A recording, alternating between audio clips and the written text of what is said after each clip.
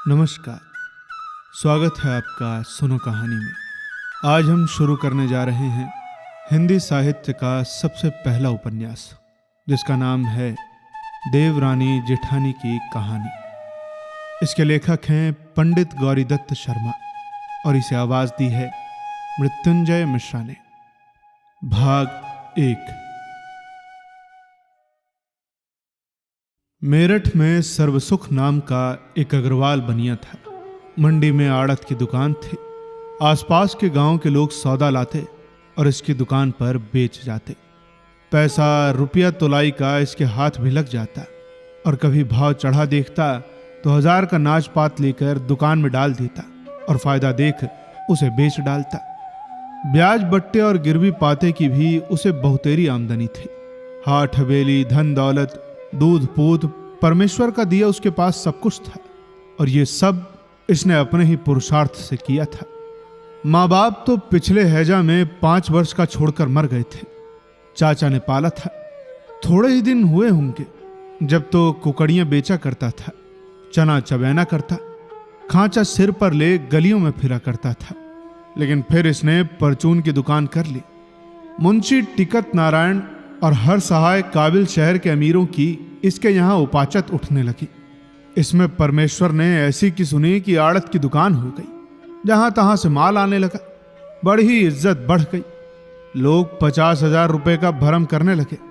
सच है भैया, जिसे परमेश्वर देता है छप्पर फाड़ कर ही देता है। बड़ा ही भला मानस था। अड़ोसी पड़ोसी सब इससे राजी थे।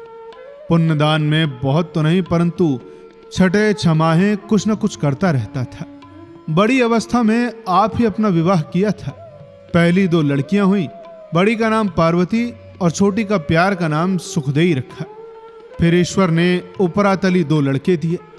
बड़े का नाम दौलत राम, छोटे का नाम छोटे छोटे पुकारने लगे। इन सब बहन भाइयों की कोई 2-3 वर्ष की छुटाई बड़ाई होगी। बड़ी लड़की दिल्ली विवाही गई और छोटी लड़की की मंगनी बंशीधर कबाड़ी के यहां हापुड़ में हुई। एक दिन रात को अपने घर में कहने लगा, सुखदेई की माँ, लाला बुलाकी दास हमारी बिरादरी में जो मदरसे में नौकर है ना, वो कहता था कि अपने छोटे बेटे को तुम अंग्रेजी पढ़ाओ। इसमें तेरी क्या सलाह है? खैर, दौलत राम को तो मैं अपने कार में गेरूंगा, यानी अपने काम में लगाऊंगा। उसकी बीवी ने कहा, अच्छा तो है, सारे दिन गलियों में कूदता फिरता है। परसों किसी लौंडे को कुछ मार आया था। उसकी माँ लड़ती हुई आई थी यहाँ। और हाँ, मैं तुमसे कहना भूल गई कि आज चौथा दिन है कि दिल्ली पांडे हमारी पुरोहित की बहू मिश्रानी आई थी और कहे थी कि सुखदाई को मेरे साथ नागरी पढ़ने भेज दिया करो। और भी मोहल्ले की 5-7 लौंडियाँ उसके घर में जाया करे हैं और वो सीना पिराना भी सिखलाया करे हैं। और तो और वो बड़ी बड़ी बातें कहे थी कि जब सुखदाई पढ़ जाएगी चिट्ठी पत्री लिखनी आ जाएगी, घर का हिसाब लिख लिया करेगी। और तो और बता रही थी कि उसके घर कभी कभी एक मेम आया करे हैं। लौंडियों को देख हरी हो जाए और उनका पढ़ना सुनकर किसी को छल्ला और किसी को अंगूठी दे जाए। सो भैया छोटे लाल तो मदरसे में बिठाए गए और दौलत राम लाला के साथ दुकान जाने लगे और सुखदेई मिसरानी से नागरी पढ़ने लगी। एक दिन कोई 4 घड़ी दिन होगा, छोटे लाल बाहर खेल रहा था। घर में भाग गया और कहने लगा कि माँ, लाला आए हैं। वो अपने मन में डर गई और कहने लगी कि आज दिन से क्यों आए। इतने में वो भी आ पहुंचे और खाट पर बैठ गए। उसकी माँ ने उसे पंखा दिया और कहा कि जा लाला को हवा कर। वो बोले, अरे सुखदेई की माँ, बोल क्या करें, जहाँ दौलत राम को टेवा गया था तनी गांठ करने को ना ही आया है। और तो और झल्ला मल जो कल खुर्जे से आए थे ना, वो ये कह रहे थे कि लड़की का बाग ढूंगर बेचारा गरीब बनिया है, सरा के नुक्कड़ पर परचून की दुकान खोल रखी है। पर हाँ, लड़की की माँ बड़ी लड़ाका है। तुम्हारे समधी के पास ही हमारा घर है। और फिर छोटे लाल की पीठ ठोक कर कहने लगा कि भाई, छोटे लाल हमारा नसीबेवर है। गुड़गांवे के तहसीलदार ने इसका टेवा मांगा है। अभी तो रास्ते में लाला दीन दयाल किरपी के ताऊ गाड़ी में बैठ जावे हैं। मुझे पुकार कर कहने लगे कि मैं मामा जी से मिलने गुड़गांव गया था, तो वो पूछने लगे कि सर्वसुख आड़ती का छोटा बेटा क्या किया करे है। सो मैंने कहा कि साहब मदरसे में अंग्रेजी पढ़े है और होशियार है। तो उन्होंने उसका टेवा मांगा है, तो मुझे दे देना, मैं भेज दूंगा। लाला साहब, लड़की बड़ी सुगड़ है, वो भी अपनी लड़की को आप नगरी पढ़ाया करें हैं। सुखदेई की माँ बोली कि तुम दौलत राम की सगाई रख लो, आई हुई लक्ष्मी घर से कोई नहीं फेरता, और फिर रुपया पैसा हाथ पैरों का मैल है, आगे तो लौंडिया लौंडों का भाग है, यानी बच्चों का भाग है। इसकी भाषा थोड़ी पुरानी है तो उसी हिसाब से है जो रीजनल भाषा होगी उस समय। सो भैया नाई तनी गांठ करके चला गया और उसी साल में विवाह की चिट्ठी को ले आया। उन्होंने कहला भेजा कि अब के वर्ष तो हमारी लड़की विवाह की ठहर गई है, अगले वर्ष विवाह रख लेंगे। वहीं छोटे लाल की पत्री गुड़गांव में मिल ही गई थी। लाला दीनदयाल की मार्फत वहां से कहलावत आई कि सर्व सुख जी से कहना कि मरती जीती दुनिया है, आगे मैं सरकारी नौकर हूं, आज यहां तो कल जाने कहां को बदली हो जाए, सो लड़की का विवाह हम इसी साल में करेंगे। उन्होंने भी यहां से कहला भेजा कि हमारी इज्जत उनके हाथ है, अभी तो 2 विवाहों से निपटे हैं और इस साल में ना केवल सोचता भी नहीं है, अगले साल जैसा मुंशी जी कहेंगे वैसा करेंगे। हाँ तो भैया अगले साल विवाह की तैयारी हो गई और बड़ी धूमधाम से लाला जी बेटे का विवाह कर लाए। दोनों तरफ की वाहवाही रही। जब बहू घर आई तो बगड़ पड़ोसन सब इकट्ठी हो गई और सुखदेई की माँ से कहने लगी कि ले बहन, बहुड़िया तो भली सुंदर है, तेरी बड़ी बहू का रंग तो सांवला है। जो कोई बड़ी बूढ़ी आती है बहू कहती है कि पांव पड़ू जी, वो कहती बहुत शीली सपुती हो, बहुत सुहागन रहे, यानी बहू आती आशीर्वाद लेती और वो लोग आशीर्वाद देती। जब कोई इसके बाप के घर की बात पूछती तो वो ऐसी मीठी बातों से जवाब देती कि सब के सब प्रसन्न हो जाती, बिना बातों नहीं बोलती, चुप करके बैठी रहती।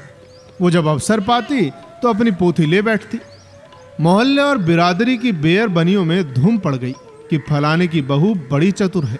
कोई कहती कि बड़े घर की बेटी है, इसका बाप तहसीलदार है, अरे अंग्रेजी पढ़ा हुआ है, अपनी बेटी को तो आप पढ़ाया है।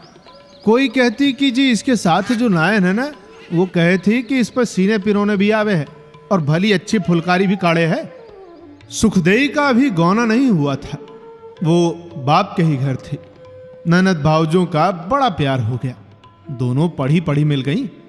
सुखदेई इतनी पढ़ी हुई न थी, परंतु चिट्ठी पत्री तो अच्छी तरह से लिख लिया करती थी। इसने अपनी सब पढ़ी हुई भनेलियों को बुलाया और उनका लिखना पढ़ना अपनी भावज को दिखलाया। जब दौलत राम विवाह के लिए आए थे तो पट्टा फेर करते लाए थे। इसका कारण यह था कि लड़की के बाप के घर में पहले ही कुछ न था, विवाह ही में उघड़ गया, गौना बेचारा क्या करेगा। सो तब से दौलत राम की बहू जानो ससुराल में ही थी। जब कोई बेयरबानी बाहर की आती वो न तो बैठने को पीढ़ा देती और न ही उसकी बात पूछती, और जो कुछ कहती भी तो ऐसे बोलती जैसे कोई लड़े है। सास से तो रात दिन खटपट रखे थी, और जब कोई देवरानी को इसके सामने सराहती तो कहती हाँ जी वो तो अमीर की बेटी है, मैं तो गरीब बनिया की बेटी हूं ना। मुंह से कुछ कहती नहीं थी पर देवरानी को देख देख फूकी जाती, और जब ही से छोटी ननद से भी जलने लगी। बड़ी ननद पार्वती से बड़ा प्यार था और वो विवाह में बुलाई हुई आई थी, और प्यार होने का कारण ये था कि वो भी लगावा बझावा थी, यानी इधर की उधर किया करती थी। अब बहू को आए 8-10 दिन हुए होंगे कि उसका भाई राम प्रसाद मझौली लेके विदा कराने को आया। लाल सर्वसुख जी ने भी जैसी बनियों में रस्म होती है दे लेकर बहू को विदा कर दिया, और बहू के भाई से चलते चलते कह दिया कि भाई पहुंचते ही राजी खुशी की चिट्ठी लिख भेजना। जब सुखदेई के विवाह को 3 वर्ष हो चुके, हापुड़ से गौने की चिट्ठी आई। लाला ने घर में आके सलाह की। सुखदेई की मां ने कहा मैं तो 5वें वर्ष करूंगी। लाला ने समझा दिया कि जिस काम में निपटे उससे निपटे, ये काम भी तो आखिर करना ही है, और ये भी कहा कि धी बेटी अपने घर ही रहना अच्छा है। अर्थात सुखदेई भी अपने घर गई और वहां अपने कुनबे की लड़कियों को नागरी पढ़ाने लगी। लाला सर्वसुख का माल रेल पे लदने जाया करता था। वहां के बाबू से इसकी जान पहचान हो गई थी।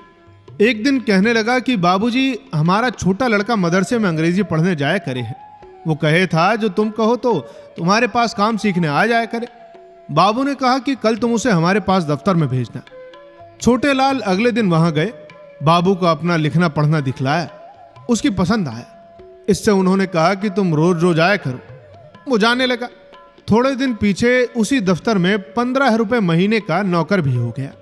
उसे नौकर हुए कोई 1 वर्ष बीता होगा कि बाबू की बदली अंबाले की हो गई। ये बाबू का काम किया ही करे था और साहब भी रोज देखा करे था। बाबू की जगह इसे कर दिया और ये कह दिया गया कि अब तो तुमको 40 रुपए महीना मिलेगा और फिर काम देख के 60 रुपए महीना कर दिया जाएगा। जब छोटे लाल 15 ही रुपए का नौकर था कि इसके लाला गौना कर लाए थे और अब गौनयाई अपने घर ही थी। छोटे लाल इस बात से अपने मन में बड़ा मगन था कि मेरी बहू पढ़ी हुई और बड़ी चतुर है। इधर इसकी घरवाली भी इससे खूब राजी थी और ये बात परमेश्वर की दया से ही होती है कि दोनों स्त्री पुरुष के चित्त इस तरह से मिल जाएं।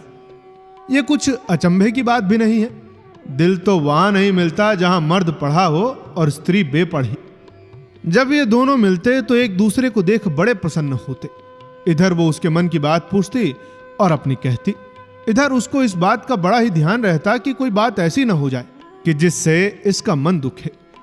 उसकी बेसलाह कोई काम न करता।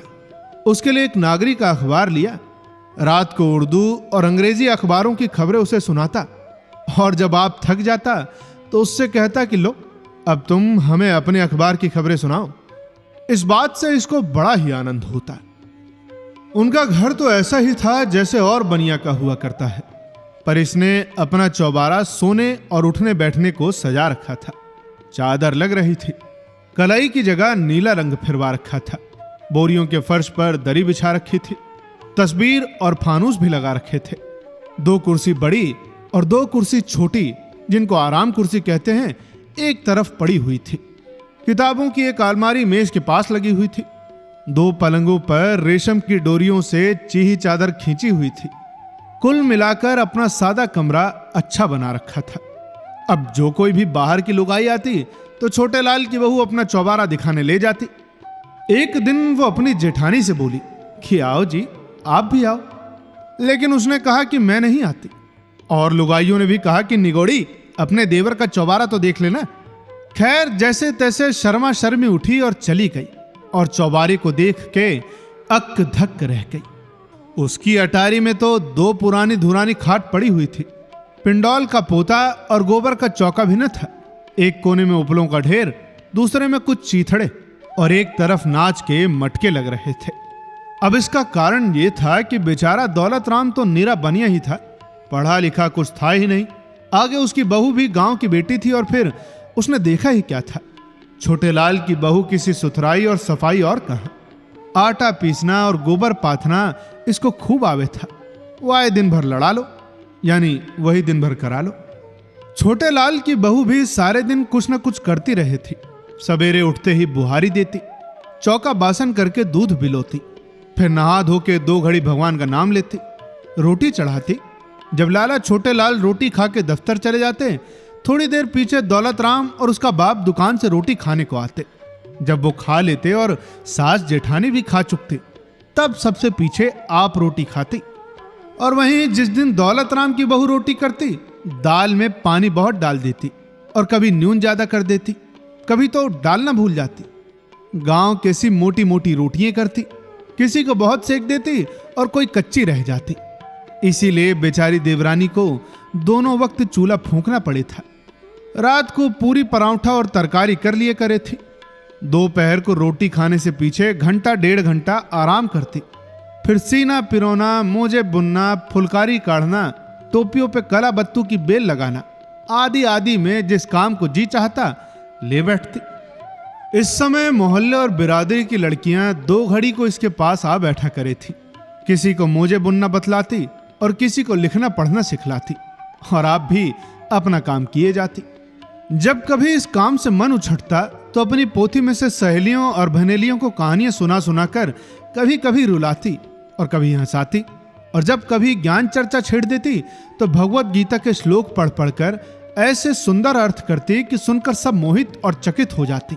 और जिस दिन एकादशी, जन्माष्टमी, रामनवमी या कोई और तिथि पर्व होता और सीना पिरोना न होता तो उस दिन तुलसीदास और सूरदास के भजन गाती और विष्णुपद सुनाती और इस सबसे सबके सब प्रसन्न हो जाती। रात को जब व्यालू कर चुकते ये अपने चौबारे में चली जाती और रात को 10 बजे तक जहां तहां की बातचीत करके हंसती और बोलती रहती। सुखदेई के भांजे का विवाह यहाँ मारवाड़े में हुआ था। हापुड़ से अपनी बहू को लेने आया था। अगले दिन लाला सर्वसुख से दुकान पर मिलने गया। राजी खुशी कह के बोला कि मामी ने अपनी भवाज के लिए चिट्ठी दी है, घर पहुंचा देना। लाला ने नौकर के हाथ घर चिट्ठी भेज दी। छोटे लाल की बहू ने पहले आप पढ़ी, फिर सास को पढ़कर इस तरह सुना दी। स्वस्ति श्री सर्वोपमयोग्य बहु आनंदी जी, यहाँ से सुखदेई की राम राम बाचना। यहाँ क्षेम कुशल है, तुम्हारी क्षेम कुशल सदा भली चाहिए। बहुत दिन हुए कि तुम्हारी एक चिट्ठी आई थी, मैंने तो उसका जवाब लिख दिया था, फिर तुमने कोई चिट्ठी नहीं लिखी। यद्यपि यहाँ के आने जाने वालों से राजी खुशी की खबर मिलती रही, तथापि चिट्ठी के आने से आधा मिलाप है। अब तो मुझे आए बहुत दिन हुए, तुमसे मिलने को जी चाहे है, सो माँ से कहना कि मुझे 2-4 महीने के लिए बुला ले। यहाँ से तो मेरा जी उछट रहा है। और हाँ, लाला जी से माँ पूछ देगी जो मेरी नथ बन गई है ना, तो ज्ञानचंद मेरे भांजे के हाथ भेज देना। और भाई की भोज प्रबंध की पोथी जो तुम्हारे पास है ना, थोड़े दिन के लिए भेज देना। जब मैं आऊँगी तो लेती आऊँगी। अब तो यहाँ भी एक लड़की का मदरसा हो गया है। और हाँ, हमारी मिसरानी से हमारी पलागन कह देना, और सब सहेलियों और भनेलियों से राम राम कहना। चिट्ठी का जवाब जरूर जरूर लिख भेजना। और हाँ, इस थोड़े से लिखे को बहुत जानना। चिट्ठी लिखी, मिति मार्गशीर बदी 1 संवत 1925। सुखदेई की मां ने चिट्ठी सुन के कहा कि कल 5 सेर आटे के लड्डू कर लेना, लड़की को कोथली भेजनी है, और जो मैं कहूं कि चिट्ठी में क्या लिखना है सो लिख देना। तो भैया इसीलिए सुखदेई को यह चिट्ठी लिखी गई। स्वस्ति श्री सर्वोपमा योग्य बीबी सुखदेई जी, यहां से आनंदी जी की राम राम बाचना। चिट्ठी तुम्हारी आई, समाचार लिखे सो जाने। तुम्हारी माँ जी ने लाले जी से तुम्हारे बुलाने वास्ते कहा था, सो उन्होंने कहा है कि माघ के महीने में हम बाग की प्रतिष्ठा करेंगे। तब लौंडिया सुखदेई जी को भी बुलावेंगे। और मेरे सामने जेठ जी से कह दिया कि भाई तू ही लौंडिया को जाके ले आइयो। और वो बाग लाला जी ने दिल्ली के रास्ते में लगाया है, उसमें कुआं तो बन गया है, शिवाला बन रहा है। और हाँ, जिस सुनार को तुम्हारी नथ बनने को दी थी वो सोना लेके भाग गया। लाला जी कहे थे कि दूसरे सुनार से और बनवा कर भेज देंगे। तुम्हारी भनेली रामदाई मेरे पास से रोज रोज फुलकारी सीखने आया करे थी। बेचारी बड़ी गरीब थी, तुम्हें नित याद करती थी। अब जेठानी जी के स्वभाव को तो तुम जाने ही हो। एक दिन बेवास्ते उससे लड़ पड़ी, 3 दिन से वो बेचारी नहीं आई। 2 घड़ी जीभ बहला रहे था सो ये भी न देख सकी। फुलकारी का ओन्ना जो मैं तुम्हारे लिए अपने पीहर से लाई थी ना, भोज प्रबंध की पोथी, 5 सेर लड्डू और 8 आने नकद तुम्हारे भांजे के हाथ तुम्हें भेजे हैं। रसीद भेज देना। और हाँ, तुम्हारी माँ ने तुम्हें राम राम कही है। मेरी राम राम अपनी सासू और भनेलियों से कह देना। चिट्ठी लिखी, मिति मार्गशीर सुदी 2 संवत 1925। ये चिट्ठी और चिट्ठी में लिखी हुई चीजें सुखदेई के भांजे के हाथ भेजी गई और जबानी में कहलावत गई कि लाला बंदीसर से कह देना कि माघ के महीने में लौंडिया को लेने बहल आवे की। ऐसा ना हो कि उल्टी फेरी आवे। एक चिट्ठी लिख भेजे, ठीक है ना। तो ये था इन लोगों का परिचय। अब आगे कहानी में क्या होता है ये जानने के लिए आपको इंतजार करना पड़ेगा कहानी के अगले भाग का। तो जल्द ही मिलते हैं आपसे कहानी के अगले भाग के साथ। तब तक के लिए सुनते रहिए सुनो कहानी की अन्य कहानियां। धन्यवाद।